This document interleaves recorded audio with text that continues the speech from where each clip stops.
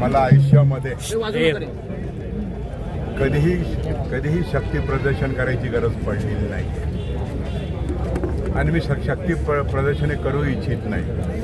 मी आपल्या माध्यमातून सांगू शकतो का ही जी गर्दी या ठिकाणी हे स्वतःहून या ठिकाणी फॉर्म भरण्यासाठी आलेले आणि तुम्हाला मी शक्ती प्रदर्शन म्हणणार नाही, पण निवडणूक काळामध्ये आपल्याला दिसेल प्रभाग क्रमांक 10 असेल, प्रभाग क्रमांक 11 असेल, ह्या दोन्ही प्रभागामध्ये आघाडीचा झेंडा फडकल्याशिवाय राहणार नाही।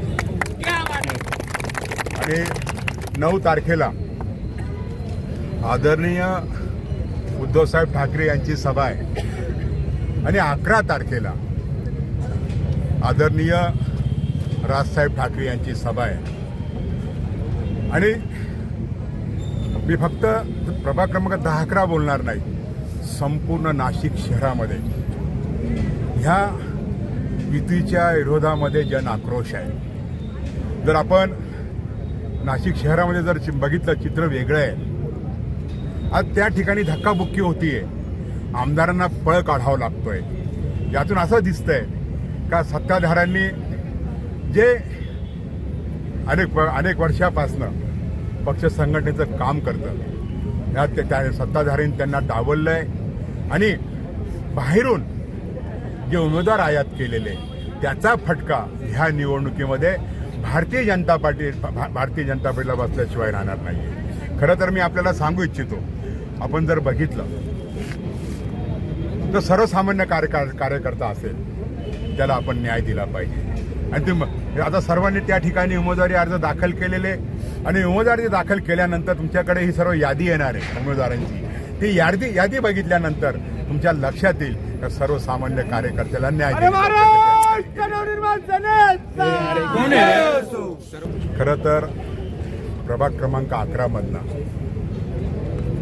मी स्वतः सर्वसाधारण गटातनं उभा आहे। माझी भगिनी, माझी मुलगी गीताताई जाधव ह्या ओबीसी महिला प्रवर्गातून उभी आहे। माझ्या दुसऱ्या भगिनी ह्या एसटी प्रवर्गातून रेणुकाताई लहारे या सुद्धा उभ्या आहे। आणि खऱ्या अर्थानं आमच्या ज्या एससीच्या उमेदवार आहेत त्यांनी अनेक वर्ष महाराष्ट्र निर्माण सेनेमध्ये काम केलेलं आहे आणि ते काम केल्यानंतर त्यांनाही असं वाटलं होतं का भारतीय जनता पार्टीमध्ये प्रवेश करावं आणि आपल्याला उमेदवारी मिळेल। भारतीय जनता पार्टीने सुद्धा त्यांना उमेदवारी दिलेली नाही आहे आणि त्या आमच्या मनसेच्या सक्रिय कार्यकर्त्या होत्या, म्हणून मनसेच्या वतीनं आमच्या मायाताई काळे यांना सुद्धा उमेदवारी देण्यात आली। आता आपल्याला उद्या सर्व यादी आपल्या हातामध्ये, आजच यादी आपल्या हातामध्ये येणार आहे। त्याचे सविस्तर आपल्याला त्या ठिकाणी उद्धवसाहेब ठाकरे गटाने किती उमेदवारी अर्ज दाखल केले, महाराष्ट्र निर्माण सेनेने किती उमेदवारी अर्ज दाखल केले आणि राष्ट्रवादी शरद पवार साहेब गटाने किती अर्ज दाखल केले आणि काँग्रेसने किती अर्ज दाखल केले ही आपल्याला 3 वाजून गेले, मुदत संपलेली उमेदवारी दाखल करण्याची आणि आपल्याला ते थोड्याच वेळामध्ये कळेल। स्थानिक स्वराज्य संस्था ज्या निवडणुका रखडल्या होत्या त्या आज 2025 रोजी घोषित झाल्या आणि संपूर्ण म्हणजे खूप जे इच्छुक उमेदवार होते त्यांनी आज शेवटचा दिवस 30/12/2025 हा आज वर्षाचा शेवटचा दिवस आहे आणि आज फॉर्म भरण्याचा पण शेवटचा दिवस होता आणि खूप मोठ्या प्रमाणात गर्दी होती, खूप आनंद होता। आज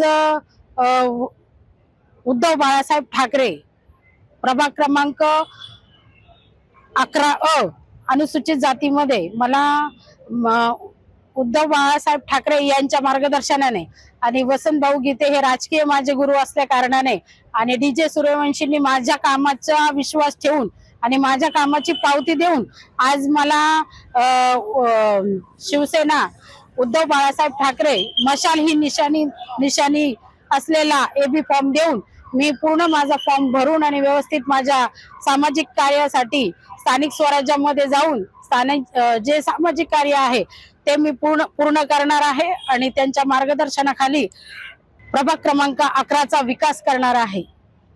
धन्यवाद।